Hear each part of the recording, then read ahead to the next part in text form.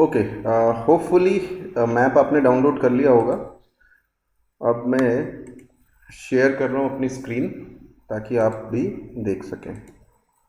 जिन्होंने डाउनलोड नहीं किया है वो यहाँ पे देख सकते हैं। सबको दिखाई दे रहा है screen? Yes, sir.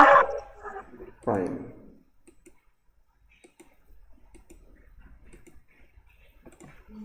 Yes, common friend कहाँ है आपकी? अच्छा, ठीक है। तो जैसे आप LMS से इसको डाउनलोड करोगे, you will find that this is a very detailed map. और एग्ज़ाम में आई कैन गारंटी कि कम से कम 5 नंबर का आपके इस मैप से आ जाएगा। उत्तराखंड का 5 मार्क्स का क्वेश्चन कम से कम आपको इस मैप से मिलेगा। It's very detailed. तो कम से कम इसको आप ढंग से स्टडी कर लेना। चाहो तो 1 घंटे निहारते रहो, देखते रहो क्या क्या है। मैं आपको ब्रीफली बता देता हूँ उसमें क्या क्या दे रखा है। अगर आप टॉप लेफ्ट में जाओगे तो आपको लिस्ट ऑफ रूलर्स मिलेगी जिन्होंने उत्तराखंड पे रूल किया है। From the very first dynasty, जो हमारी पहली हिस्टोरिकल डायनेस्टी थी, दैट इज कार्तिकेयपुर डायनेस्टी, हमने कवर किया हुआ है उसको। ठीक है, वहाँ के कौन कौन से किंग्स थे। तो कार्तिकेयपुर और कत्यूरी जनरली सेम माने जाते हैं, तो वहाँ के किंग्स के बारे में आपको दिख जाएगा। कत्यूरी हेजीमनी के नीचे लिखा हुआ है 3 dynasties, first dynasty, second and third dynasty. यहाँ पे आपको दिख जाएगा किसने स्टार्ट किया था। For example, so you'll find it here, I hope दिख रहा होगा। Basantan Dev, just a second, let me admit. अच्छा ठीक है, लोग हैं।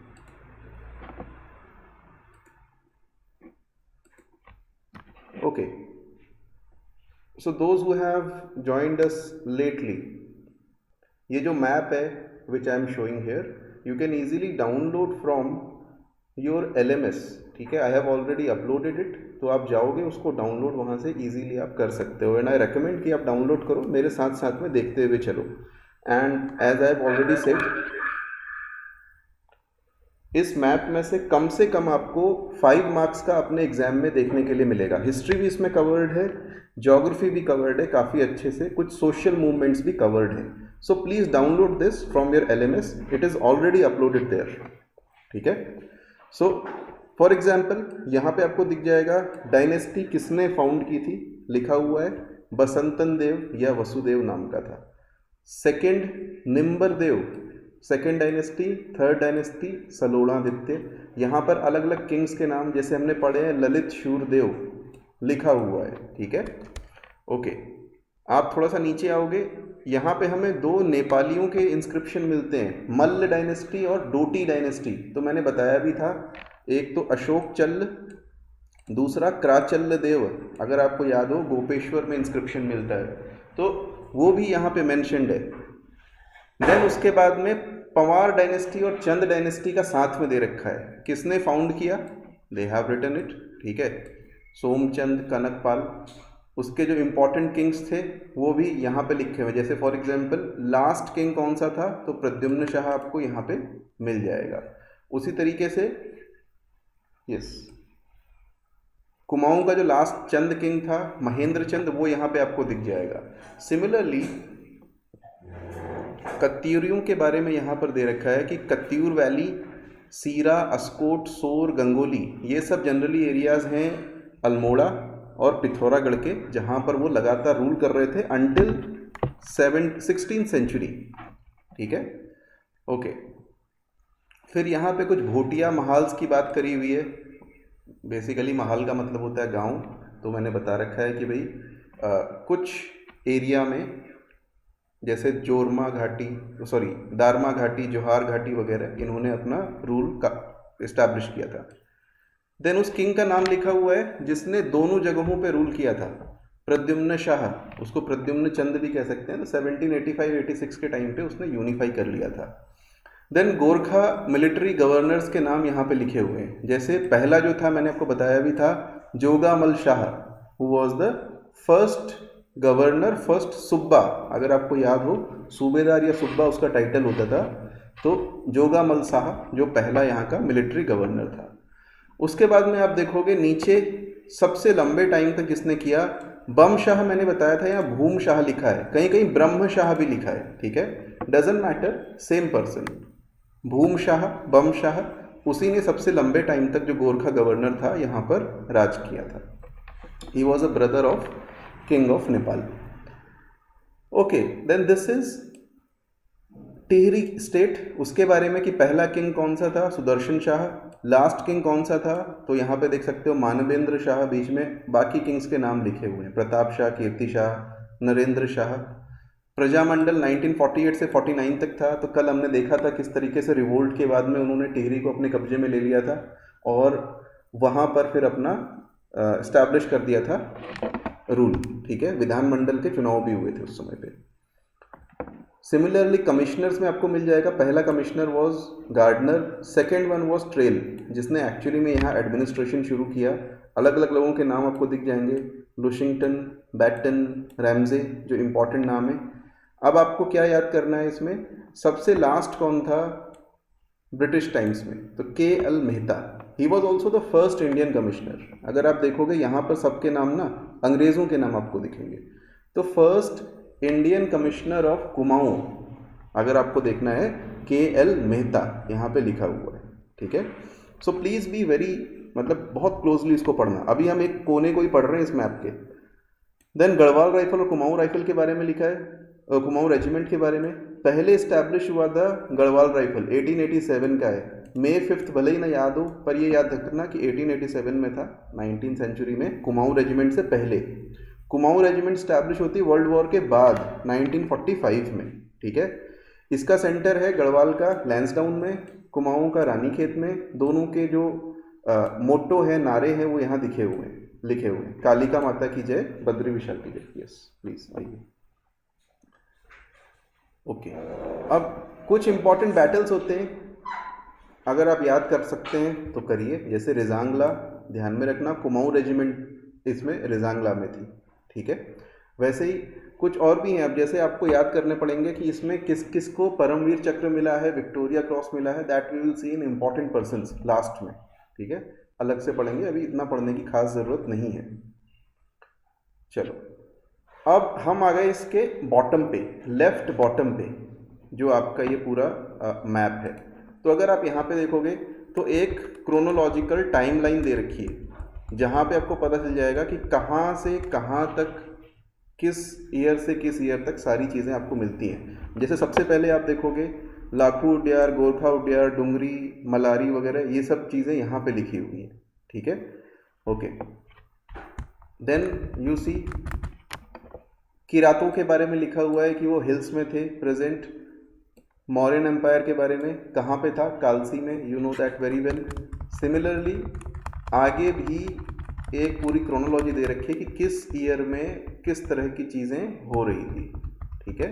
जैसे कार्तिकेयपुर डायनेस्टी अराउंड 700-800 AD के आसपास में आपको मिलेगी। शंकराचार्य, उनकी डेथ हुई थी केदारनाथ में, यहाँ पर मैंशनड है। सो सिमिलरली अब जैसे पवारों की डायनेस्टी इस्टेब्लिश हुई थी चांदपुर गढ़ी में, वो यहाँ पे लिखा है। मैंने आपको 688 पढ़ा रखा है, यहाँ 888 है। मैंने आपको बताया था कि इसमें डिस्प्यूट है 688 या 888, but doesn't matter, at least they have mentioned कि चांदपुर गढ़ी में हुआ था। देन अशोक चल्ल के बारे में लिखा हुआ है, ठीक है। फिर गरुड़ ज्ञानचंद, तो बहुत सारी चीज़ें। अब जैसे श्रीनगर से देवलगढ़ कैपिटल शिफ्ट हुई थी 1517 में, they have mentioned it here.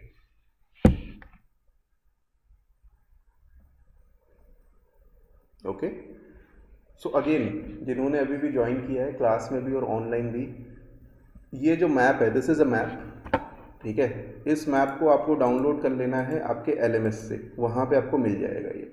और बहुत इम्पॉर्टेंट इसमें चीज़ें हमने कवर करी हुई हैं। अगर इस मैप को आप पूरा पढ़ लेते हो तो काफ़ी हद तक आपको फ़ायदा होगा। बहुत सारी इन्फॉर्मेशन है, एक एक करके हम देख रहे हैं, रिव्यू कर रहे हैं, जस्ट पढ़ना आपको घर पे है, ठीक है। Just let me get back to 400%।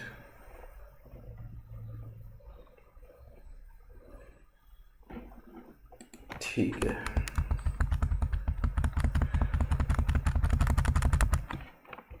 Okay, battle of Gwaldam के बारे में लिखा हुआ है कि ग्वालदम में कुमाऊनियों के इन्वेजन को रोक दिया था। उस समय पे कौन था? नेचुरली लक्ष्मीचंद, मैंने बताया भी है, 7 टाइम्स उसने अटैक किया था।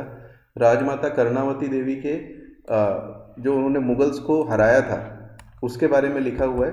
तो ऐसे बहुत सारी इंफॉर्मेशन है, हिस्टोरिकल इंफॉर्मेशन, जो इस टाइम लाइन में आपको मिल जाएगी। सो प्लीज़ आप इसको पढ़िए, काम आएगा। नॉट ओनली इन 1857, उसके बाद की भी चीज़ें इसमें लिखी हुई हैं, ठीक है।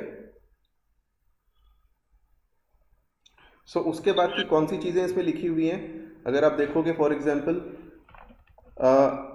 अच्छा ठीक है, उसके अलावा जैसे हमने इनके बारे में नहीं पढ़ा है, पंडित नैन सिंह रावत इम्पॉर्टेंट थे। आपको पता होगा देहरादून में ही एक और इम्पॉर्टेंट सेंट्रल बॉडी है, survey of India, simple survey of India, ठीक है। कहाँ पे? राजपुर रोड पे, और उसके बीच में आपको दिख जाएगी। सो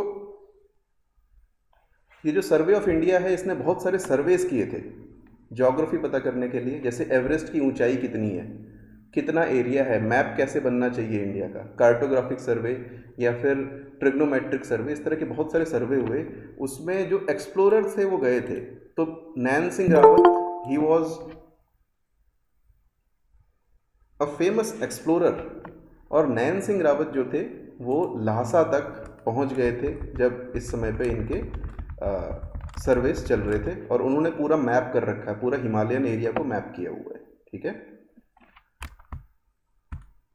ठीक है, इसी टाइमलाइन में आपको बहुत सारी चीज़ें दिख जाएंगी जो कि शायद हो सकता है क्लास में हो या ना हुई हो। जनरली क्लास में हो रखी हैं कुछ चीज़ें, जैसे इंडिपेंडेंस के बाद पहली बार कुमाऊं और गढ़वाल की ऑटोनॉमी की बात करते हैं पी.सी. जोशी, जो कि अगेन जोशी फैमिली अल्मोड़ा से थे, और सीपीआई में एक बड़े लीडर थे, काफ़ी टाइम जनरल सेक्रेटरी भी रहे, और उन्होंने बोला कि इस एरिया को ऑटोनॉमी देनी चाहिए, अलग से एक एरिया क्रिएट करना चाहिए यहाँ पे।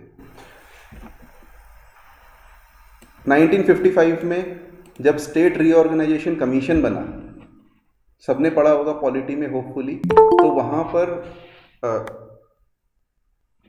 ये बात हुई कि छोटे स्टेट्स को नहीं बनाना चाहिए। उसमें केवल के.एम. पनिक्कर थे जिन्होंने कहा कि नहीं, बना सकते हैं।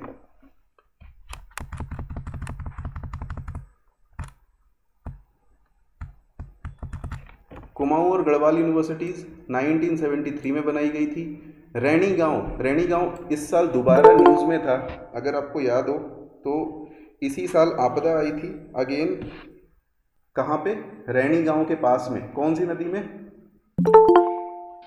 ऋषिगंगा। हाँ जी, ऋषिगंगा नदी में, ठीक है।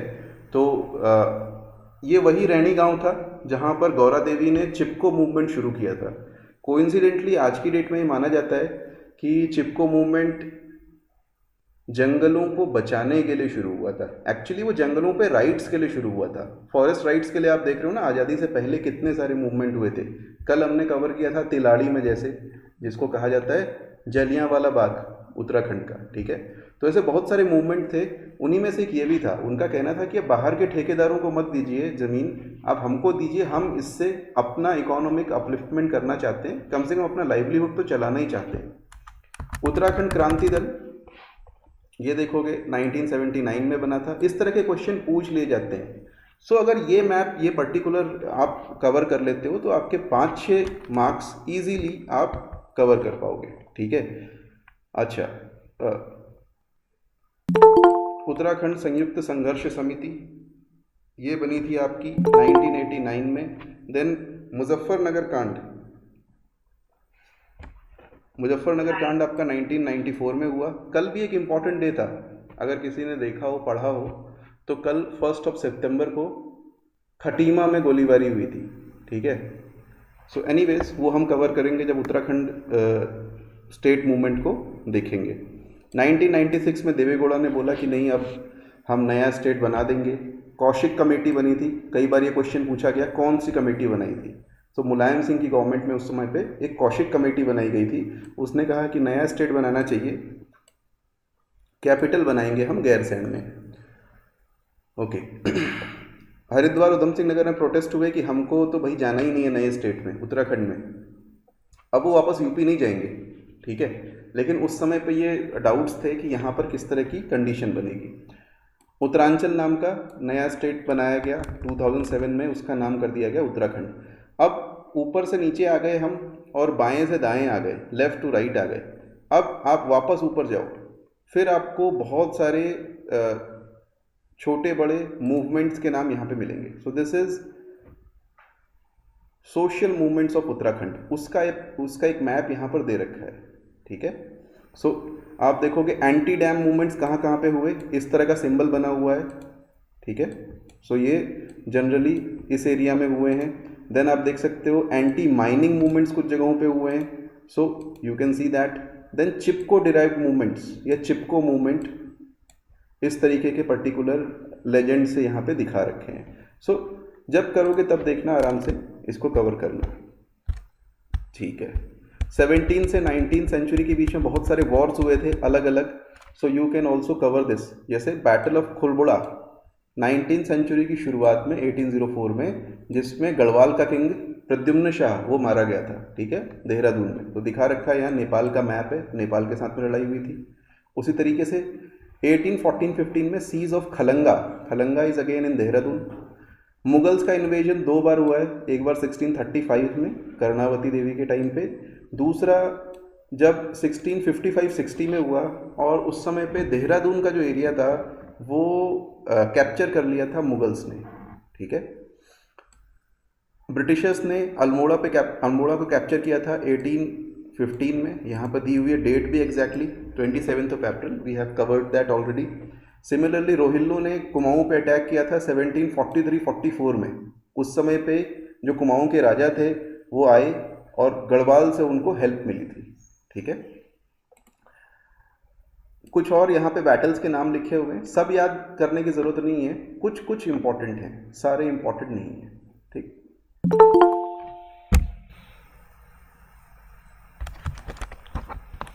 Okay, then you again come, यहाँ पर देहरादून के बारे में कुछ चीज़ें लिखी हुई हैं, बहुत जगहों पे क्वेश्चन पूछ लिए जाते हैं।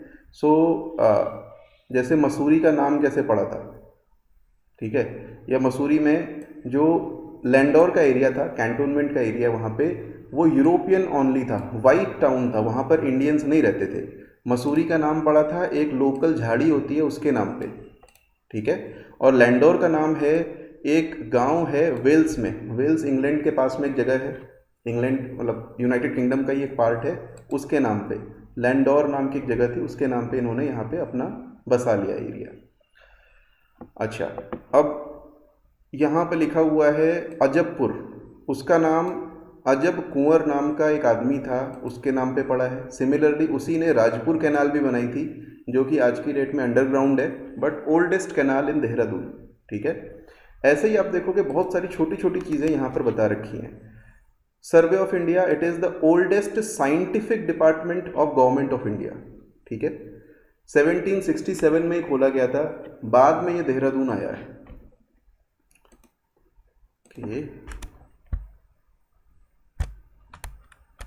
ठीक है। उसी तरीके से नैनीताल के बारे में भी कुछ चीज़ें यहाँ पे लिखी हुई हैं कि कुछ इंपॉर्टेंट जगह हैं यहाँ पे लिखी हुई हैं, आप चाहो तो देख सकते हो, बहुत ज़्यादा इसमें नहीं है, पूछा भी बहुत ज़्यादा नहीं जाता है, ठीक है। नाउ अब इसको हम करते हैं थोड़ा सा छोटा।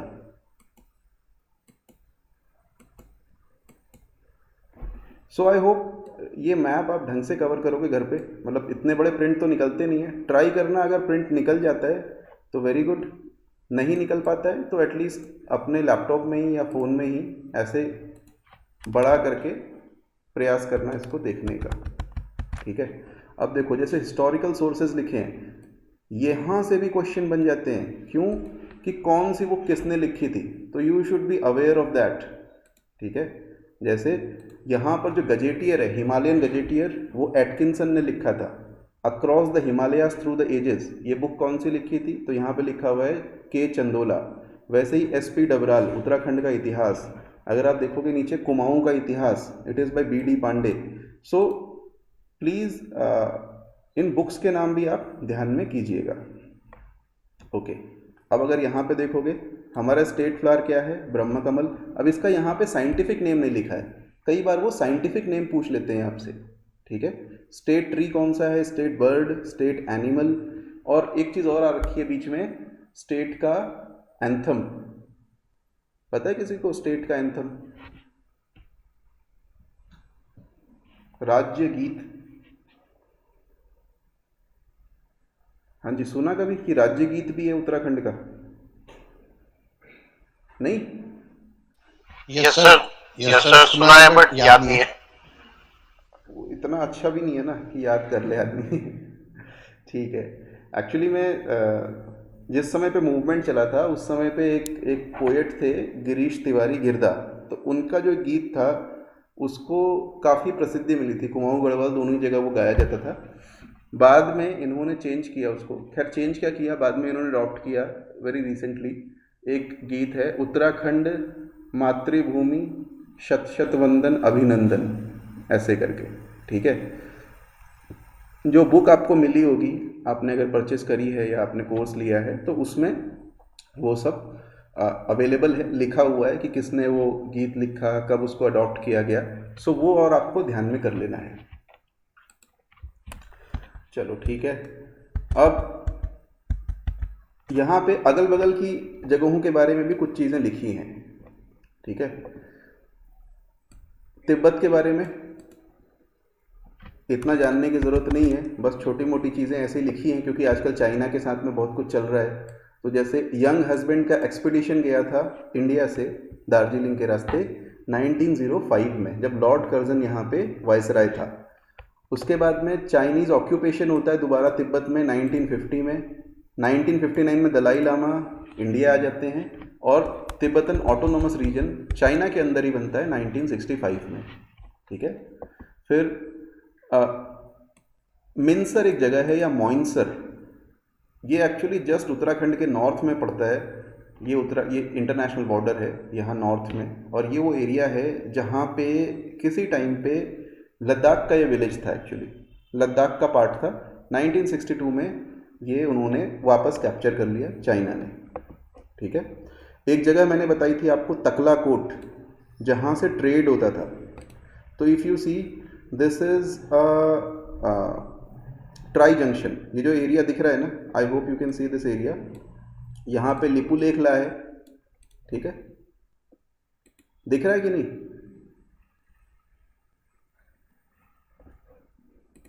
यस, ये एरिया दिख रहा है ट्राई जंक्शन। ये नेपाल है, ये चाइना है और ये इंडिया है। ठीक है। यहाँ पे लिपू लेक ला है, तो यहाँ से तकला कोट जाते थे। This was generally the route taken by उस समय के जो ट्रेडर्स होते थे। ठीक है। ओके, कमिंग फर्दर वेस्ट, जो ये जोहार दारमा और व्यास भोटिया लोग थे, यहाँ पर एक मंडी थी Gyanima Mandi, again this is in Tibet. ठीक है। यहाँ पर ये लोग काम करते थे, यहाँ पर जाते थे और अपनी ट्रेडिंग करते थे। यही सब पासेज हैं, नीति पास, माणा पास से चला गया, दारमा पास है। ठीक है। यहाँ से जा करके किंगरी बिंगरी ला है, ट्रेडिंग करते थे। ओके।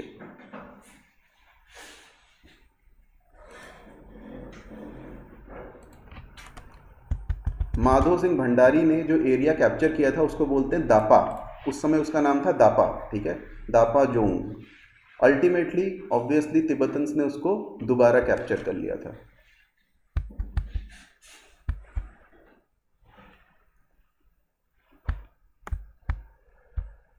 चलो अब आ जाते हैं वापस उत्तराखंड। ठीक है। तो आपको क्या क्या करने हैं, जस्ट अ सेकंड, एडमिट करना है कुछ को।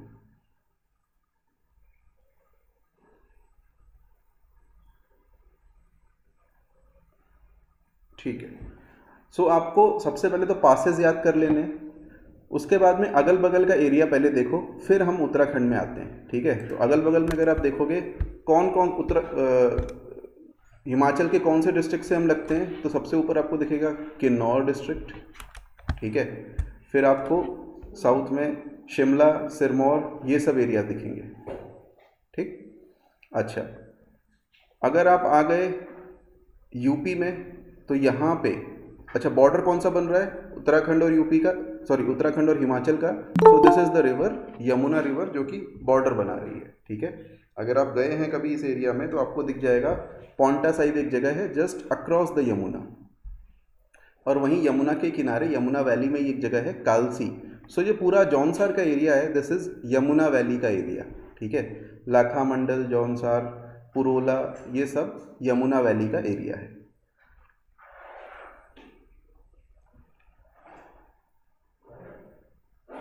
ओके, साउथ में देखोगे तो यूपी का सहारनपुर लग रहा है, फिर आपको मुजफ्फरनगर का बॉर्डर दिखेगा, यहाँ बिजनौर का बॉर्डर है। देन और थोड़ा जाओगे तो यहाँ पे उधम सिंह नगर के साउथ में आपको दिख जाएगा रामपुर और मुरादाबाद। ठीक है, इसके अलावा बरेली, जहाँ से हमारा बॉर्डर लग रहा है। और जाओ तो पीलीभीत भी दिख जाएगा। Then we have Nepal, Nepal के ये सारे एरिया हैं, कंचनपुर, दादल, धूरा, बैताड़ी एट्सेट्रा यहाँ पर है। ठीक, ओके। अब इसके अंदर जो लेजेंड्स लिखे हुए हैं आप डाउनलोड कीजिए, आराम से पढ़िए, आपको दिख जाएगा। बहुत सारी चीज़ें इसमें दे रखी हैं, और अगेन मैं बार बार कह रहा हूँ, जैसे इम्पॉर्टेंट फॉर एग्जाम्पल, ठीक है, इम्पॉर्टेंट फेयर्स हैं, जैसे यहाँ पे लिखा है जॉल जीबी। अगर आप ये डाउनलोड करोगे देखोगे तो जॉल जीबी फेयर के बारे में यहाँ पे लिखा हुआ है। वैसे ही अलग अलग जगहों पे अलग अलग उनके बारे में डिस्क्रिप्शन दे रखा है। अगर आप ये पढ़ लेते हो, I can guarantee you 5 number 6 number आपके कहीं भी नहीं गए। एक डॉक्यूमेंट है सिंगल पेज का। ठीक है, सो डाउनलोड कीजिए और इसको पढ़िए। अब हम आ जाते हैं अपने आज के लेक्चर पे। एक्चुअल में ये तो अलग से एक चीज़ थी कि उत्तराखंड की, क्यों नहीं आते, बहुत आते हैं। हाँ हाँ, बहुत क्वेश्चन आते हैं इसके। ठीक है, चलिए, सबको स्लाइड्स दिख रही हैं? ठीक है, fine. Yes sir. Basic facts, जो रटने वाली चीज़ें हैं वो आपको रट लेनी है। पहली चीज़, लैटिट्यूड और लॉन्गिट्यूड कहाँ से कहाँ तक है। ज्योग्राफी की क्लास में आपको पता ही चल रहा होगा कि लैटिट्यूड लॉन्गिट्यूड क्या होता है। सो रट लेना। कई बार पीसीएस वालों का कोई भरोसा नहीं, स्पेशली लोअर पीसीएस का, कि पूछ लें। अब रटने का तरीका कुछ भी नहीं है, किसी तरीके से याद करना, नहीं तो एग्ज़ाम के एक दिन पहले देख करके जाना। ठीक है, क्योंकि वहाँ टिक लगाना है तो याद हो जाएगा आपको। कम से कम एक जनरल आइडिया रखना कि 28 डिग्री और 31 डिग्री का लैटिट्यूड है, उसके बीच में है।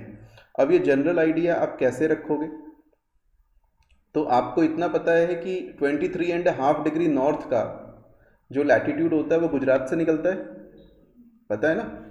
तो 23 के तो बाद ही होगा कम से कम, उसके पहले तो हो नहीं सकता, पहली चीज़। ठीक है, अब वहाँ से यहाँ तक की डिस्टेंस अच्छी खासी है, तो आप ये मान के चलो 23.5 में 5 जोड़ लेना कि 5 डिग्री का अंतर है। भाई मेरे को तो ऐसे याद है कि 5 डिग्री का अंतर है गुजरात से हमारे बीच में। ठीक है, तो 28.5 से शुरू होता है साउथ में, और 31 डिग्रीज 21 मिनट्स नॉर्थ में। सबको आई होप पता होगा कि 1 डिग्री में 60 मिनट होते हैं और 1 मिनट में 60 सेकेंड होते हैं।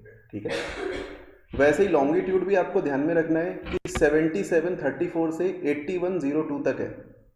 ठीक है, अब ये कैसे याद रखोगे, सबको पता है 82.5 डिग्री इलाहाबाद मिर्ज़ापुर एरिया से गुजरता है।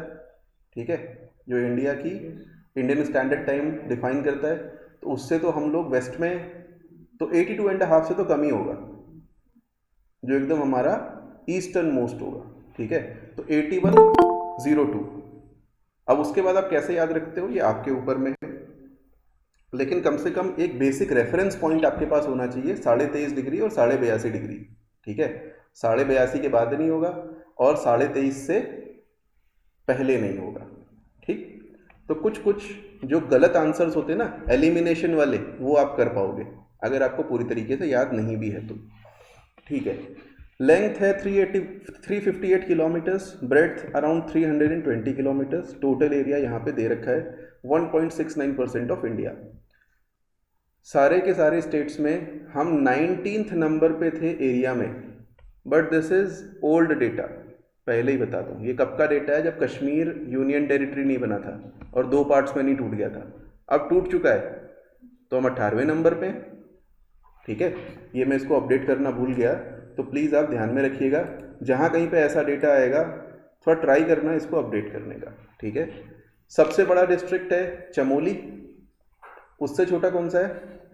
उत्तरकाशी, ठीक है। फिर उससे छोटा आपको पिथौरागढ़ मिलेगा, टॉप के 3 डिस्ट्रिक्ट्स। सबसे छोटा है चंपावत, ठीक है। चंपावत डिस्ट्रिक्ट जो 1997 में बना था, सबसे छोटा डिस्ट्रिक्ट है।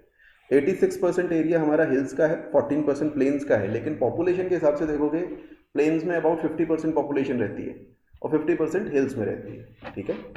नेचुरल बॉर्डर्स, ये पॉलिटिकल बॉर्डर की बात नहीं कर रहे। नॉर्थ में हिमालयस, ग्रेट हिमालयस होगी, ठीक है। साउथ में आपके तराई और शिवालिक्स। साउथ वेस्ट की बात करें, जैसे ये हमारा देहरादून का एरिया है, तो यहाँ शिवालिक से हमारा बॉर्डर बनाते हैं। और अगर हरिद्वार, उधम सिंह नगर वगैरह की बात करें तो वहाँ पे तराई है साउथ में।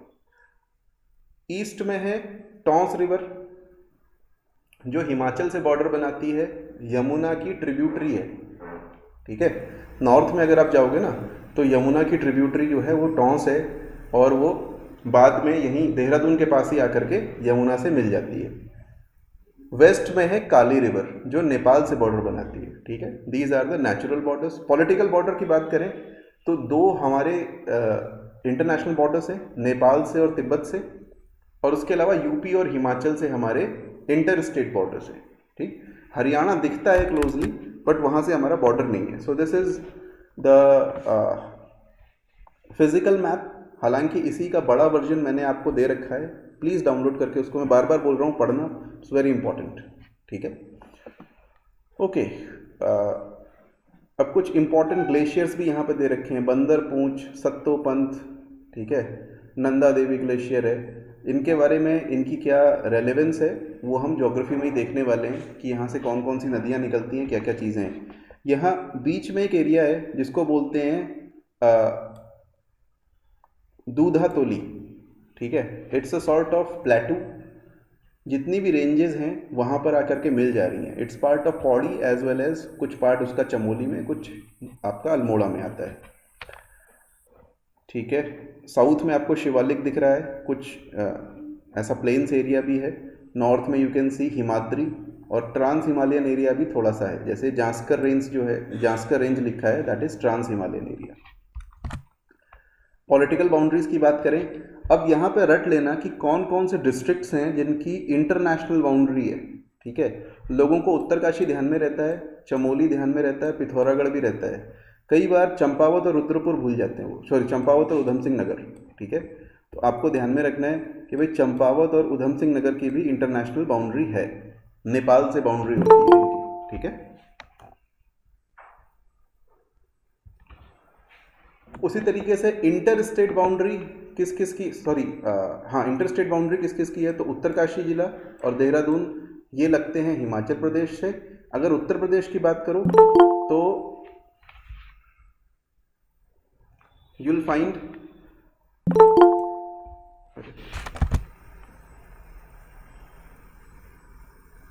ठीक है फाइन। अगर यूपी की बात करें तो देहरादून, हरिद्वार, पौड़ी गढ़वाल, ये नैनीताल है, थोड़ा सा यहाँ से लगता है इसका, ठीक है। देन उधम सिंह नगर, ये रामनगर वाला एरिया है, उधम सिंह नगर, इन सब की यूपी से बॉर्डर है। अब लोग क्या भूल जाते हैं इसमें, नैनीताल भूल जाते हैं, तो ध्यान में रखना कि नैनीताल का भी यूपी से बॉर्डर है, ठीक है। कंप्लीटली उधम सिंह नगर ने ऐसे नहीं ढक रखा उसको कि उसका बॉर्डर यूपी से न हो। कुछ क्वेश्चंस और आते हैं, जैसे मैंने आगे दे रखे हैं, ठीक है। नॉर्थ के जो पासेस थे वो भोटिया उसके थ्रू ट्रेड करते थे तिब्बत से, that we have covered in the map part. South में पास और द्वार हैं, कई बार जो साउथ के पासेस है ना शिवालिक में, वो जनरली बच्चे याद नहीं करते, तो आप लोग याद करके जाना, जैसे मुहांड पास और तिमली पास, ये देहरादून नहीं है। मुहांड तो आप गए भी होंगे, डाटकाली मंदिर है जहाँ पे, ठीक है, हाँ जी। तो वो एक पास है शिवालिक से आपको प्लेन्स में जाने के लिए, पहाड़ी एरिया है वो, आगे जाओगे तो प्लेन्स मिलते हैं आपको। फिर हरिद्वार, कोटद्वार, ये द्वार से, ठीक है, इनके थ्रू भी आप प्लेन्स में जाते हो। द्वार कोट ठाकुरद्वारा में है, वहाँ पर भी ये द्वार है। देन अगर नैनीताल की बात करोगे, जो लोग हल्द्वानी के रहने वाले उन्होंने चोर गलिया, बमौरी, ये सब एरिया देखा होगा, ठीक है, गांव है वहाँ पे, मल्ली, तल्ली, बमौरी एट्सेट्रा। तो ये भी शिवालिक से आपके प्लेन्स में आने की जगहें हैं। चौकी घाट, चिलकिला, वैसे ही चंपावत में ब्रह्मदेव ऐसा नाम है। तो नाम कुछ भी नहीं है, आपको ध्यान में रखने हैं कि ये सब साउथ के पास है, क्योंकि नॉर्थ के पास सब याद रखते हैं। सबको पता होता है बागेश्वर से पिथौरागढ़ में जाने के लिए ट्रेल पास है, या नॉर्थ में किंगरी बिंगरी, नीति, माणा, लिपुलेख, दुनिया भर के याद रहते हैं आपको। ओके, एक्सट्रीम डिस्ट्रिक्ट भी ध्यान में रखने हैं कि कौन से हैं। तो वो मैंने एक बार पहले ही लेक्चर में बताया था, देख लेना। सबसे वेस्ट में कौन सा डिस्ट्रिक्ट है? देहरादून। सबसे ईस्टर्न पॉइंट आपको दिखेगा पिथौरागढ़। सबसे नॉर्दर्न पॉइंट आपको उत्तरकाशी में मिलेगा, और सबसे साउथ का मिलेगा उधम सिंह नगर में। ठीक है, ओके। नेक्स्ट, कौन सा डिस्ट्रिक्ट सबसे ज़्यादा बाकी डिस्ट्रिक्ट्स को टच करता है? तो आप पौड़ी डिस्ट्रिक्ट को देखो, यहाँ से देखोगे तो हरिद्वार, देहरादून, टिहरी, रुद्रप्रयाग, चमोली, अल्मोड़ा और नैनीताल, 7 डिस्ट्रिक्ट्स को ये टच करता है। अकेला डिस्ट्रिक्ट है, इसके बॉर्डर 7 डिफरेंट डिस्ट्रिक्ट्स के पास में। सो इनफैक्ट 2 तो कुमाऊं के डिस्ट्रिक्ट्स को टच कर रहा है, बाकी के जो डिस्ट्रिक्ट्स हैं 5 डिस्ट्रिक्ट वो गढ़वाल के हैं, हरिद्वार से लेकर के चमोली तक। अब आपको करना क्या है, इनको जब याद करोगे ना, एक पर्टिकुलर ऑर्डर में करना, ऐसी मेरी आपको सलाह है। Clockwise, anti clockwise, east to west, west to east, क्योंकि अगर ऐसे आप याद करोगे तो कैसा भी क्वेश्चन पूछे, अगर वो ऑर्डर ही पूछ सकता है तो आप उसको ढंग से बता पाओगे। दूसरे नंबर पे आते हैं चमोली और अल्मोड़ा, जो 6 अलग अलग डिस्ट्रिक्ट को टच करते हैं। 4 डिस्ट्रिक्ट ऐसे हैं जिनका कोई इंटरनेशनल बॉर्डर नहीं है, कोई स्टेट बॉर्डर नहीं है, इंटरनेशनल बॉर्डर नहीं है, तो पूरी तरीके से अंदर। एक हो गया रुद्रप्रयाग, दूसरा हो गया टिहरी, ठीक है, तीसरा हो गया बागेश्वर, और चौथा हो गया अल्मोड़ा। ये 4 डिस्ट्रिक्ट ऐसे हैं जिनका ना तो इंटरनेशनल बॉर्डर है, न ही स्टेट बॉर्डर। बाकी हर एक डिस्ट्रिक्ट हमारा ऐसा है, 9 डिस्ट्रिक्ट हमारे ऐसे हैं जिसके या तो स्टेट बॉर्डर होगा या इंटरनेशनल बॉर्डर होगा, और कई सारे ऐसे हैं जिनके दोनों ही बॉर्डर्स होंगे। ऐसे कितने जिनके दोनों बॉर्डर्स हैं? तो देखो, देहरादून के स्टेट भी, सॉरी देहरादून कह रहा हूँ, उत्तरकाशी के स्टेट भी है, इंटरनेशनल भी है। पिथौरागढ़ का स्टेट, सॉरी उधम सिंह नगर का स्टेट बॉर्डर भी है और इंटरनेशनल बॉर्डर भी है। ठीक है, 2 डिस्ट्रिक्ट निकल आए ऐसे, उत्तरकाशी और उधम सिंह नगर। ठीक, चलो, सबसे लंबी इंटरनेशनल बाउंड्री पिथौरागढ़ की है। ठीक है, इसका दोनों से ही बॉर्डर है एक्चुअली, नेपाल से भी और चाइना से भी। ऐसा ही अकेला हमारा डिस्ट्रिक्ट है जिसका नेपाल और चाइना दोनों से बॉर्डर है, यानी 2 इंटरनेशनल बॉर्डर से। बाकी किसी भी ऐसे कोई डिस्ट्रिक्ट नहीं है जिसके 2 इंटरनेशनल बॉर्डर्स हो। Okay,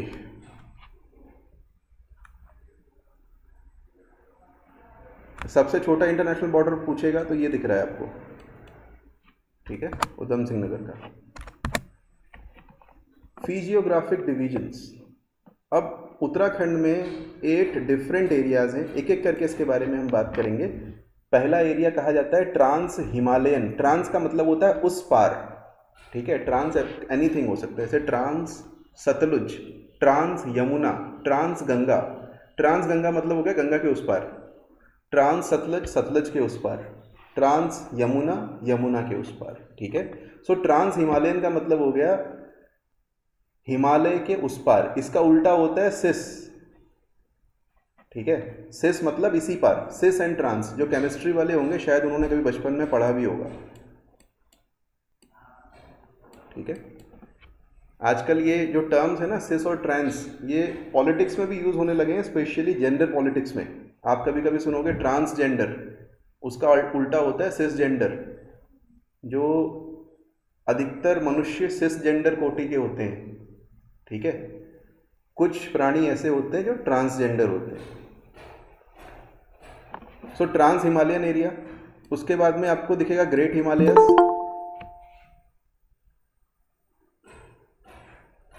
then lesser Himalayas, Doons and Duars, Shivaliks, फिर भाबर, तराई का एरिया और प्रॉपर प्लेन्स का एरिया, खादर बांगर वाला जो एरिया है। सो ये सारे एरियाज एक एक करके हमें कवर करने हैं, इनके इंपॉर्टेंट पॉइंट्स हमको कवर करने हैं। तो पहला है trans Himalayan area, great Himalayas के नॉर्थ में होता है। कुछ ट्रांस हिमालयन एरियाज कोई बता सकता है कंट्री के सेंस में? देश में ट्रांस हिमालयन एरिया कोई बता सकता है कहाँ कहाँ पे है? कोई famous area trans Himalayan Himalaya? Ladakh. हाँ जी, लद्दाख बहुत फेमस है। ठीक है, तो अगर आप जांस्कर जो एरिया है उसके उस पार चले जाओ, हिमालय के उस पार चले जाओ, तो आपको लद्दाख मिलेगा। इंडिया में बेसिकली दो बड़े बड़े डेजर्ट्स हैं, थार और लद्दाख। हाँ जी, रेन शेडो रीजन है ना वो, हिमालय के उस पार विंड जा ही नहीं पाती है, जो मॉनसून की विंड्स हैं वो नहीं जा पाती हैं। सो ग्रेट हिमालयाज के नॉर्थ में जैसे लद्दाख है, वैसा ही कुछ पोर्शन उत्तराखंड में भी है। इसका अधिकतर पोर्शन चाइना के पास है, थोड़ा बहुत पोर्शन इंडिया के पास भी है। ट्रांस हिमालयन एरिया अधिकतर चाइना के पास में है। इवन जो कराकोरम है ना, वो भी ट्रांस हिमालयन एरिया में आता है। ठीक है, so for example Siachen glacier Karakoram में है ना, K2 गार्डविन ऑस्टिन बोलते हैं, पीओके में है जो, वो भी कराकोरम में है, हिमालय के उस पार है। ठीक है, जनरली ये जो बेल्ट है इसकी विड्थ ज़्यादा नहीं है, 20-30 किलोमीटर्स है, और इसकी एवरेज हाइट 2500 से 3500 मीटर्स है, यानी ऊंचा एरिया है, कोई छोटा एरिया नहीं है। यहाँ की जो रेंज है उनको जांस्कर रेंज बोलते हैं, जैसे आपने कश्मीर में पढ़ा होगा जांस्कर रेंज, उत्तराखंड में भी उनको जांस्कर ही बोलते हैं। ठीक है, इसमें बड़े बड़े पासेस हैं, तो आपको ये जो पास दिखेंगे ना, जेलू खागा, माणा, नीति, दमजान, शलशल, किंगरी बिंगरी, दारमा, लिपुलेख, ये सारे के सारे पास ट्रांस हिमालयन एरियाज़ में हैं। तिब्बत के पास जो पासेज हैं वो सब ट्रांस हिमालयन एरिया के पासेज हैं, हिमालय के उस पार है। ठीक है, एक बहुत फेमस जगह है, हालांकि यहाँ अभी परमिट से ही जाते हैं, अभी परमिट हटाने की बात हो रही है कि यहाँ पे आपको एसडीएम से परमिशन नहीं लेनी पड़ेगी, तो उसको बोलते हैं नेलोंग या नेलांग वैली। उत्तराखंड का लद्दाख समझ लीजिए उसको आप। ठीक है, जैसे लद्दाख में एरिया है desert area, this is also sort of a desert area, Nelong valley.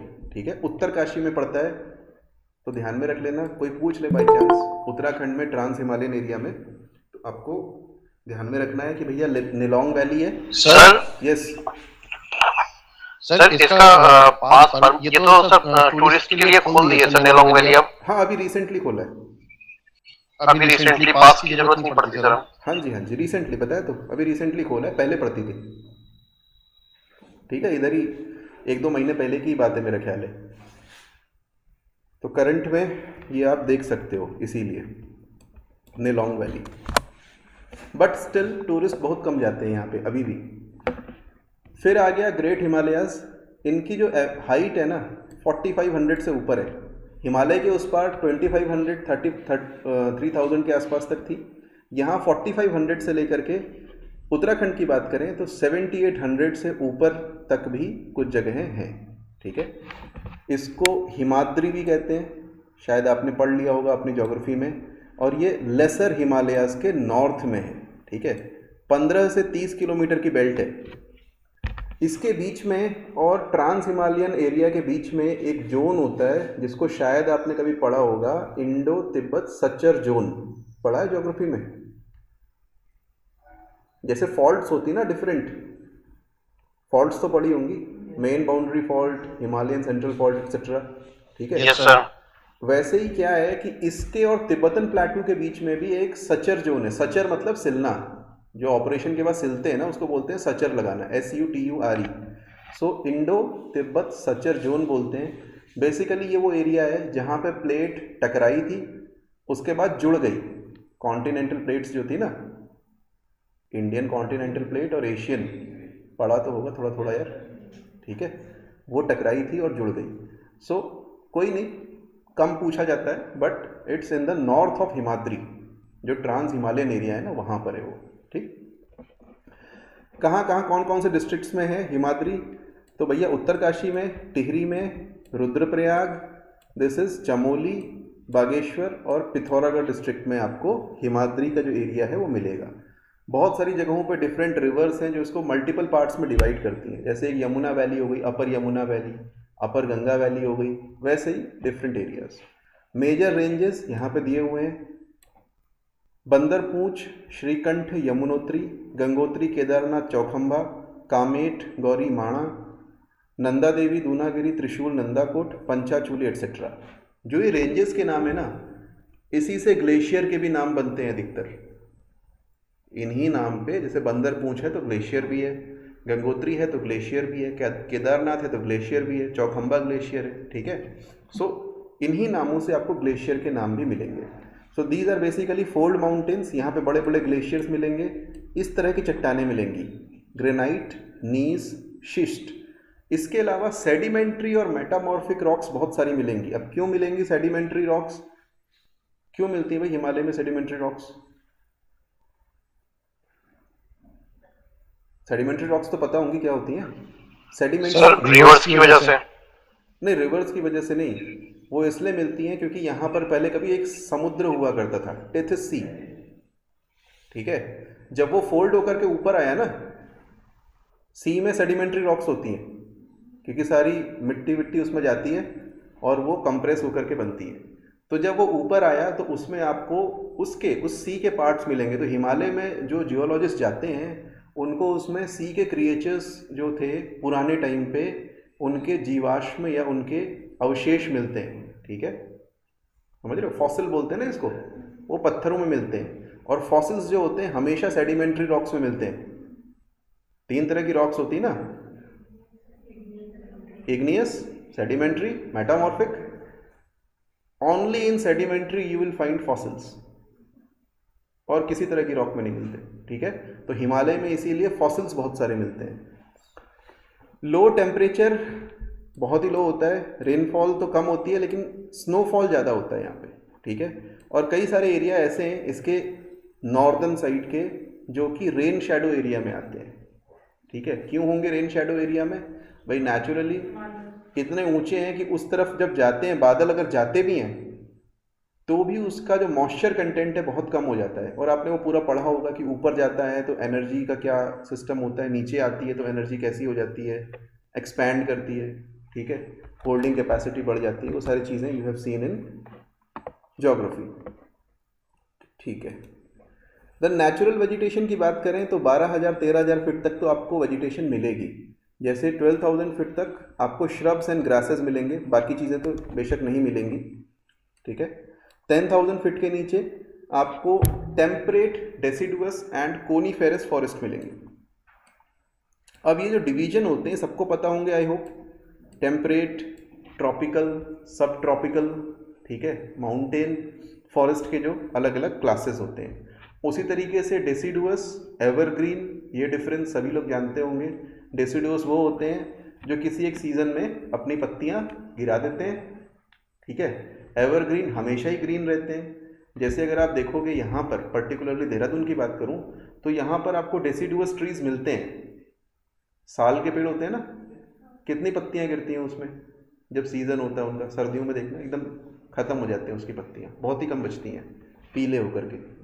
और अभी देख लो इतनी सारी नई पत्तियाँ आ गई। एवरग्रीन हमेशा ही ग्रीन रहते हैं, ठीक। सो मेजर ट्रीज इस एरिया में फर, स्प्रूस, पाइन, साल और ओक। ओक को बांज भी कहते हैं, ठीक है, पहाड़ी एरियाज में काफ़ी मिलता है।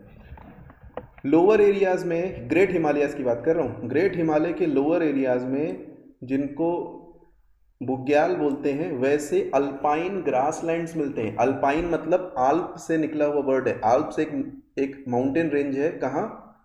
यूरोप में, ठीक है। सो अल्पाइन का मतलब mountainous, high mountainous. Alpine grasslands या पास्चर्स जहाँ पे बहुत सारी घास होती है उसको बुग्याल कहते हैं, पयार भी कहते हैं, और आगे हम देखेंगे कुछ और नाम से भी जाने जाते हैं अलग अलग जगहों पे, ठीक है। यहाँ पर जो परमानेंट रहने वाले लोग हैं उनकी कमी है। हायर हिमालयाज में परमानेंट हैबिटेशन बहुत कम है, ठीक है। जनरली 6 महीने वहाँ पर लोग नीचे आ जाते हैं। ट्रांस ह्यूमन्स प्रैक्टिस करने वाली एक कम्युनिटी वहाँ पे आपको मिलेगी, 6 महीने वहाँ पे रहती है, वो है भोटियाज, ठीक। सो समर्स में इन एरियाज में वो एग्रीकल्चर भी करते हैं और एनिमल रेयरिंग, मेजर उनका जो ट्रेडिशनल सोर्स ऑफ इनकम है वो है एनिमल रेयरिंग। स्पेशली भेड़ बकरियां वो पालते हैं, वहाँ से ऊल निकालते हैं, फिर हर्ब्स का भी काम करते हैं, और उससे ही उनकी इनकम ट्रेडिशनली होती थी। अब तो बहुत चीज़ें चेंज हो चुकी हैं। और ट्रांस ह्यूमन्स भी बहुत कम करते हैं, पहले करते थे इन एरियाज में, ठीक। नेक्स्ट आ गए हम लेसर हिमालयाज में। This is south of greater Himalayas. कौन कौन से डिस्ट्रिक्ट हैं, तो भैया देख लो, चमोली, नैनीताल, अल्मोड़ा, दिस इज, ये कौन सा है, अच्छा चंपावत है ये, ठीक है, चंपावत, चमोली, पौड़ी, रुद्रप्रयाग, टिहरी और उत्तरकाशी और देहरादून में आपको मिलेगा। यानी अधिकतर जो पहाड़ी एरियाज हैं, जितने भी पहाड़ी आपके डिस्ट्रिक्ट्स हैं, उन सब में आपको लेसर हिमालयाज मिलेंगे। 9 पहाड़ी डिस्ट्रिक्ट है ना, ठीक है, 9 के 9 पहाड़ी डिस्ट्रिक्ट में आपको ये एरियाज लेसर हिमालय के एरियाज मिलेंगे। इनकी विड्थ, हाँ जी, पार्शियली पहाड़ी है, ठीक है, पूरी तरीके से नहीं है। ओके, 70 टू 100 किलोमीटर्स की इनकी विड्थ है, ठीक है, 1200 से 4500 मीटर तक इनकी हाइट है। और यहाँ डिफरेंट एरियाज को बोलते हैं डांडा। बहुत सारे प्लेटू और रिवर वैलीज यहाँ आपको मिलेंगी। मेजर रेंजेस के नाम यहाँ पे दिए हुए हैं, और इन्हीं रेंजेस के आसपास आपको बहुत सारे टूरिस्ट टाउन्स दिखेंगे, ठीक है, लेसर हिमालयाज में। ग्रेटर हिमालयाज में टूरिस्ट टाउन्स नहीं है, लेसर हिमालयाज में, जैसे मसूरी, बिनसर, रानीखेत, ठीक है, नैनीताल वगैरह, ये सब लेसर हिमालयाज में है। कुछ और रेंजेस जैसे नाग टिब्बा पास में ही है, मूसा का कोठा, this is in Dudha Toli range, इस तरह के बहुत सारे एरियाज यहाँ हैं। इसको हिमाचल नाम से भी जानते हैं। पार्शियली ये स्नो कवर्ड एरिया है। यहाँ पर भी आपको फॉसिल्स बहुत कम मिलेंगे, ठीक है, ऑल्दो फोल्ड माउंटेन्स ही हैं, फॉसिल्स कम मिलेंगे, क्योंकि यहाँ पर you find less number of sedimentary rocks. ज़्यादा सेडिमेंट्री रॉक्स मिलती हैं अपर हिमालयाज में। मेटामॉर्फिक रॉक्स भी यहाँ पर पाई जाती हैं। अच्छा, major types slate, calcium carbonate, shale, quartz, gneiss, granite, ये सब यहाँ पे मिलेंगे। ये area is very important for minerals. इस एरिया में जो उत्तराखंड की मिनरल वेल्थ है ना, काफ़ी मिलती है। जैसे अल्मोड़ा में कॉपर मिलता था बहुत पहले, पुराने समय से ही, इसीलिए वहाँ पे टमटा जो कॉपर का काम करने वाले थे, काफ़ी पहले से ही ऐसी कम्युनिटी रहती है। सिमिलरली एस्बेस्टस जो है पौड़ी में मिलता है, ग्रेफाइट कई जगहों पे मिलता है, पौड़ी और अल्मोड़ा। जिप्सम और मैग्नेसाइट तो बहुत ही है, ठीक है, उत्तराखंड में। सो विल फाइंड, जैसे अल्मोड़ा में एक बहुत पुरानी कंपनी है अल्मोड़ा मैग्नेसाइट, ठीक है। वैसे जिप्सम भी काफ़ी पाया जाता है, कुमाऊं में तो काफ़ी है। इसी तरीके से आप यहाँ मसूरी के पास में क्या मिलता था, लाइमस्टोन, है ना, अभी भी है यहाँ पे। तो खैर वो मिनरल्स वाला अलग से देखेंगे, तब उसको करेंगे। इनकी जो नॉर्दर्न स्लोप्स हैं, किनकी, लेसर हिमालयाज की, वो जेंटल है। क्यों? क्योंकि बुग्याल्स में मर्ज हो जाती हैं, वो बुग्याल्स में चली जाती हैं। लेकिन साउथ की स्लोप्स थोड़ी सी स्टीप हैं, तो यहाँ से मसूरी जाओगे तो ऐसे खड़ी है चढ़ाई। कोई अगर पैदल गया है तो जेंटल चढ़ाई नहीं है, खड़ी चढ़ाई है, ठीक है। सदर्न स्लोप है ना, मिडिल हिमालयाज में आता है मसूरी। लेकिन अगर उसके नॉर्दर्न स्लोप्स पे देखोगे, सभी जगह नहीं बट कई जगहों पे बुग्याल्स आपको मिलेंगे। सो बुग्याल्स कहाँ हो गए, ग्रेटर हिमालय और लेसर हिमालय के बीच में। समझ में आई बात? ग्रेटर और लेसर के बीच में आपको बुग्याल्स मिलेंगे। बहुत सारी नदियाँ यहाँ पे मिलती हैं, सरयू, वेस्ट रामगंगा, लधिया, नयार, ये सारी नदियाँ यहाँ पे ओरिजिनेट होती हैं। इनमें से कई नदियाँ ऐसी हैं जो ग्लेशियर से नहीं निकलती और फिर भी सदा नीरा है, यानी पेरेनियल रिवर से, जैसे सरयू रिवर है, ठीक है। मेरे डिस्ट्रिक्ट में एक जगह है सरमूल, वहाँ से ये नदी निकलती है, इट्स पेरेनियल, वहाँ पे झरना है, उस झरने से निकलती है, लेकिन ग्लेशियर से नहीं निकलती है। आई बात समझ में? लेसर हिमालयाज की जो नदियाँ हैं कई सारी, वो ग्लेशियर से नहीं निकलती हैं। ग्रेटर हिमालय की सारी नदियाँ ग्लेशियर से निकलती हैं, ठीक। यमुनोत्री, गंगोत्री, ऐसे जो ऊपर है ना, भागीरथी, मंदाकिनी, सब कुछ ये सब ग्लेशियर्स से निकल रही हैं, ठीक है, ओके। इसके सदर्न स्लोप में, स्पेशली नैनीताल डिस्ट्रिक्ट में दुनिया भर की लेक्स हैं। जैसे नैनीताल, नौकुचिया ताल, वो एक ही डिस्ट्रिक्ट में है। सात ताल, कुरपा ताल, सूखा ताल, भीमताल, ये सब वहाँ पे आपको मिलेंगी। चमोली में भी बहुत सारी लेक्स हैं, पर उतनी नहीं है, सबसे ज़्यादा नैनीताल में ही है, ठीक है। बहुत सारे हिल स्टेशंस हैं जो मैं पहले ही बता चुका हूँ। और पॉपुलेशन, स्टेट की आधी पॉपुलेशन इस एरिया में रहती है। नहीं, ग्रेटर हिमालयाज में तो कोई रहता नहीं, बता दिया, ठीक है। लेसर हिमालयाज में जो है ना पहाड़ के, बताया था ना आधे लोग पहाड़ में रहते हैं, तो वो लेसर हिमालयाज में रहते हैं। समझ गए बात को? क्योंकि जो शिवालिक्स हैं, शिवालिक्स और प्लेन्स लगभग मतलब इतना ज़्यादा नहीं रहते शिवालिक्स में, जनरली प्लेन्स में मर्ज हो जाते हैं।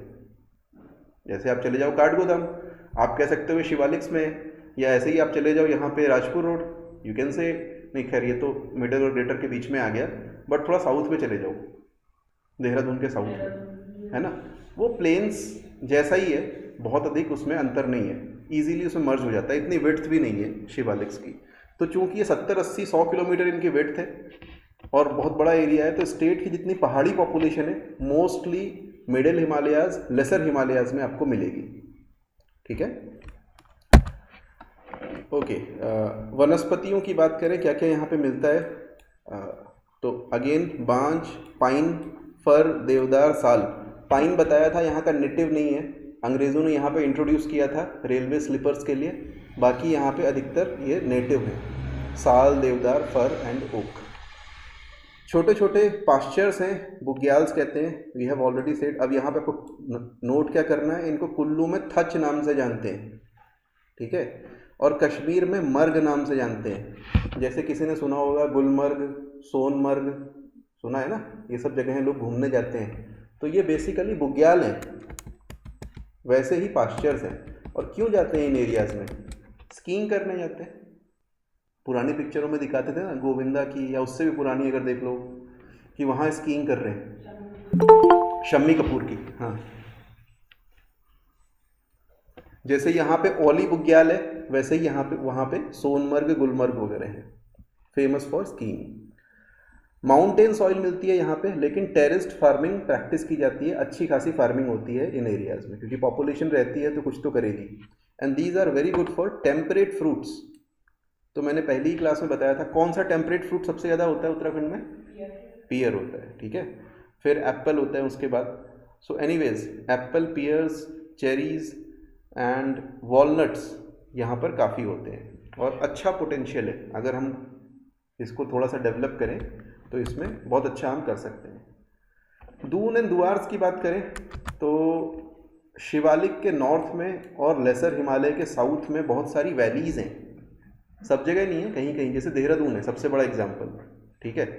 सो जनरली ये वैलीज़ नैरो हैं और लॉन्ग वैलीज़ हैं, ठीक है। नैरो मतलब इनकी बहुत ज़्यादा विड्थ नहीं है, लंबाई ज़्यादा है। जैसे देहरादून की बात करो तो maximum width is 24-25 kilometre, maximum 30 kilometres width होगी, लेंथ में ज़्यादा है, 70-80 किलोमीटर इसकी लेंथ है दून वैली की, ठीक है।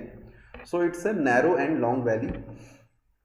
बड़े बड़े वैलीज़ के नाम, देहरादून, कोठारी दून, है ना, चौखाम, पाटली, हरी के दून लोग जाते हैं, कोटा दून, अलग अलग जगहों पे ये हैं। अब देहरादून सबको याद रहता है, जो बाकी दून यहाँ पे लिखे हैं उनका नाम जरूर ध्यान में कर लेना, ठीक है, ओके। जनरली इनकी हाइट 1000 मीटर से नीचे ही मिलेगी, ज़्यादा ऊंचे नहीं होते। वैली है ना, दोनों तरफ पहाड़ हैं, देहरादून के नॉर्थ में भी पहाड़ है, देहरादून के साउथ में भी पहाड़ है। देहरादून का साउथ भी ऊंचा है, नॉर्थ भी ऊंचा है, तो ये बीच में है, शिवालिक से नीचे है ये, ठीक है। यहाँ पर एलुवियल डिपॉजिट्स हैं। एलुवियल डिपॉजिट्स क्या होते हैं? जो नदी लेकर के मिट्टी आती है ना, वो जो डिपॉजिट करती है, लगभग प्लेन्स की तरह का। So it is a very fertile area. Agriculture यहाँ पे काफ़ी प्रैक्टिस किया जाता है। पॉपुलेशन डेंसिटी बहुत हाई है, देहरादून को ही देख लो, हाई पॉपुलेशन डेंसिटी। लेकिन यहाँ पे एवलांशेस भी काफ़ी होते हैं, स्पेशली जो लेसर हिमालय की स्लोप्स है वहाँ पे। तो मसूरी से लगा हुआ जो एरिया है ना, राजपुर रोड और ये ऊपर का एरिया, यहाँ पर चांसेस रहते हैं कि एवलांशेस हों, and this is high rainfall area. Uttarakhand में सबसे ज़्यादा रेनफॉल देहरादून में होती है। इस साल तो आपने एक्सपीरियंस भी किया होगा कि ज़्यादा ही हो गई है, ठीक है।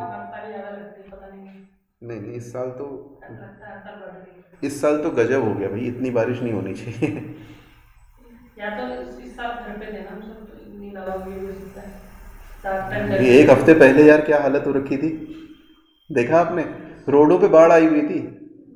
मैं आईटी पार्क में रहता हूँ, मैं वहाँ पे गया उस दिन, तो 10 लोगों को वहाँ रेस्क्यू करना पड़ा। SDRF आई थी, ठीक है, कि आईटी पार्क डूब रहा है। एक्चुअली में मैंने पुराने उसके मैप्स देखे तो आईटी पार्क में एक नदी थी पहले, उसी नदी के ऊपर उन्होंने रोड बना दी। तो अब रोड पे नदी है। ठीक है, चलो शिवालिक्स की बात करें तो these are in outer Himalayas, Dehradun, Haridwar, Tehri, Pauri, Almora, Nainital, Champawat in areas में आपको मिलेगा। बहुत ज़्यादा चौड़े नहीं है शिवालिक, 10-20 किलोमीटर वाइड है और वेस्ट एरिया में यानी देहरादून में ज़्यादा वाइड है। हाइट इनकी 700 से 1200 मीटर के आसपास है, ज़्यादा ऊंचे भी नहीं होते हैं। हिमालय से ये अलग होते हैं मेन बाउंड्री फॉल्ट से। ठीक है, शिवालिक और ग्रेटर हिमालय लेसर हिमालयाज के बीच में जो फॉल्ट है उसको बोलते हैं मेन बाउंड्री फॉल्ट। शायद आपने ज्योग्राफी में पढ़ा होगा, एक मेन सेंट्रल थ्रस्ट भी होता है। ठीक है, बहुत सारी चीज़ें होती हैं तो वो आप देखोगे। सबसे नए पार्ट है हिमालय के और बहुत सारे फॉसिल्स यहाँ पे मिलते हैं। सेडिमेंट्री रॉक्स काफ़ी मिलती हैं, फॉसिल्स बहुत मिलते हैं यहाँ पे। बहुत सारी रिवर्स इसको ड्रेन करती हैं, गंगा, यमुना, कोसी, और काफ़ी डीप वैलीज यहाँ पे पाई जाती हैं। अच्छा क्लाइमेट है, कुछ टूरिस्ट प्लेसेस भी हैं, बहुत ज़्यादा नहीं, जैसे काठगोदाम है, देहरादून है तो लोग आ जाते हैं। देहरादून कह रहा हूँ, कोटद्वार है, कुछ जगहों पे लोग आ जाते हैं घूमने के लिए। टिम्बर इंडस्ट्री यहाँ पे वेल डेवलप्ड है और इसका रीज़न है कि यहाँ पर काफ़ी डाइवर्सिटी है ट्रीज़ की। ठीक है, जैसे कमर्शियल ट्रीज़ की बात करो, शीशम, साल, बैम्बू, बुरांश, देवदार, केन, ये सब यहाँ पे आराम से मिलता है और कमर्शियली यूज़ होता है। This is a high rainfall area. बहुत सारे मिनरल्स भी यहाँ पे मिलते हैं। देहरादून जिले में डोलोमाइट मिलता है, जिप्सम भी पाया जाता है। वो मिनरल्स वाले चैप्टर में देखेंगे क्या क्या मिलता है। उसके बाद की जो बेल्ट होती है उसको बोलते हैं भाबर।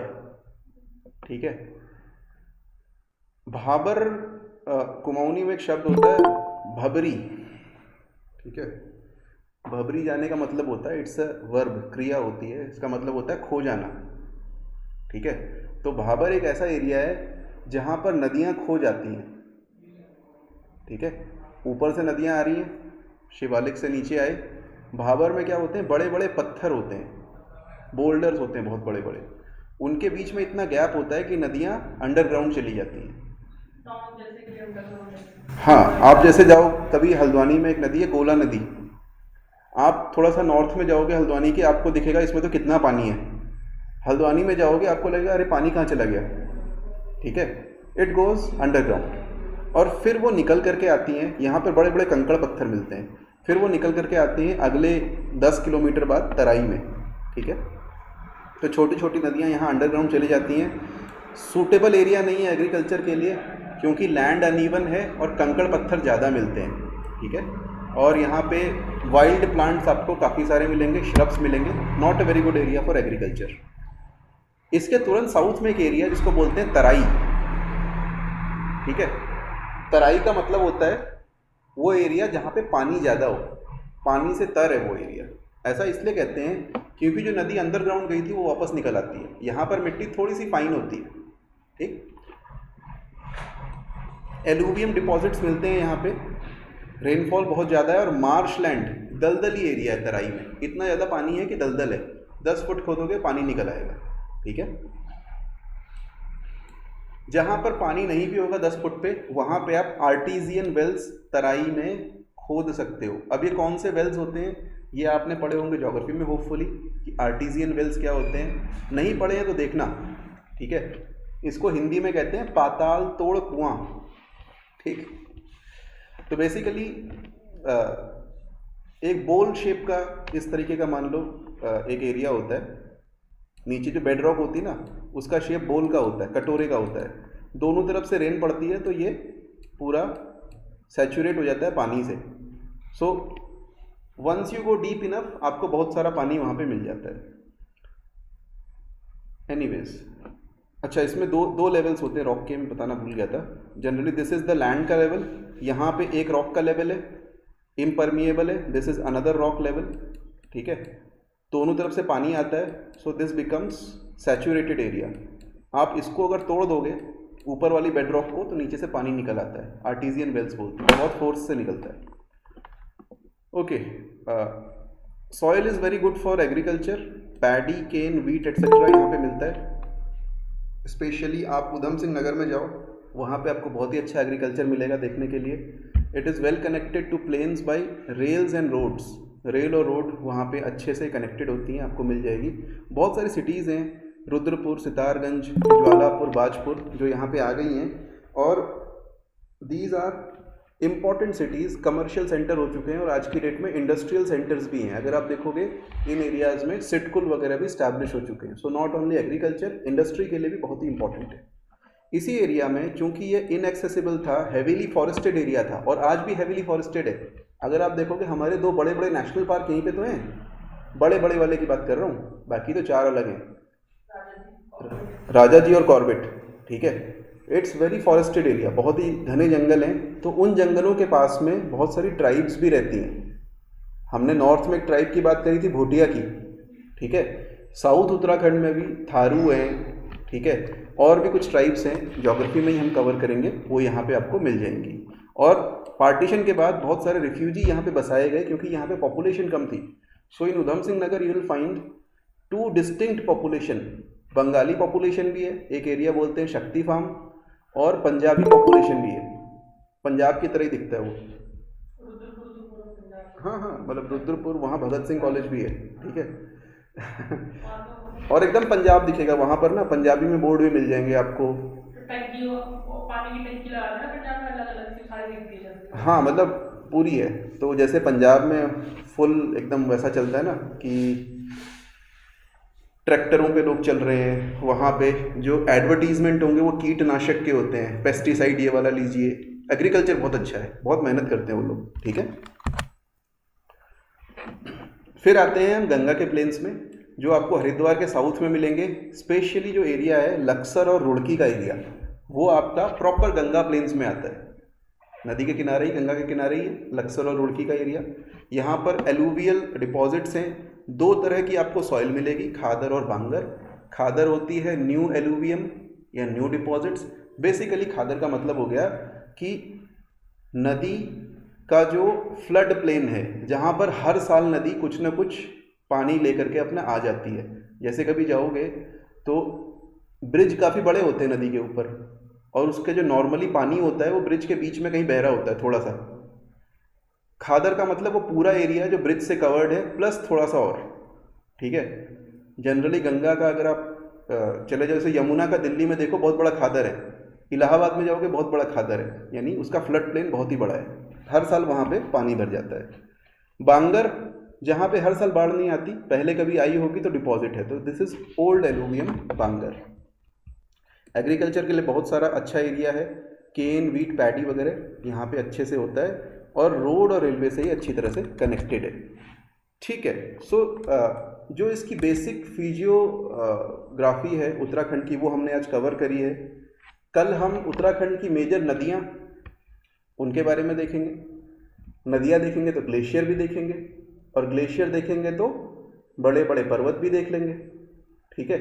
ये सारी चीज़ें कवर करेंगे, और कुछ बेसिक जो पूछे जाते हैं एग्ज़ाम में वो सारी चीज़ें। सो होपफुली प्लीज़ आप लोग इसको रिवाइज़ कीजिएगा। जो मैप मैंने शुरुआत में दिखाया था, कौन सा, ये वाला, ये वाला प्लीज़ डाउनलोड करना और ज़रूर देखना। मतलब इसमें आपके 5 नंबर हैं, पहले ही बता रहा हूँ। अगर ये आपने पढ़ लिया, आपको बहुत, ये नहीं है कि नहीं पढ़ोगे तो नहीं होंगे 5 नंबर, हो सकते हैं, बट एक ही पेज पे जब सारी चीज़ें मिल जा रही हैं, भले ही कितना बड़ा पेज हो, तो उसको क्यों नहीं पढ़ते, ठीक है। So this is a single page, यहाँ पे आपको बहुत सारी चीज़ें मिलेंगी, please download it and read. तो चलो, कल आपसे मिलूंगा मैं ज्योग्राफी की दूसरी क्लास में। कोई क्वेश्चन हो ऐसा पूछ सकते हैं, नहीं तो ज्योग्राफी की अभी जो आपकी क्लास चल रही है, उत्तराखंड की नहीं, नॉर्मल ज्योग्राफी, वो थोड़ी देर में शुरू होने वाली है। आई थिंक इसी जो लिंक है, इसी लिंक पे आप लोग ज्वाइन भी कर सकते हैं। तो प्लीज़ 5-10 मिनट वेट कीजिए, द क्लास विल स्टार्ट।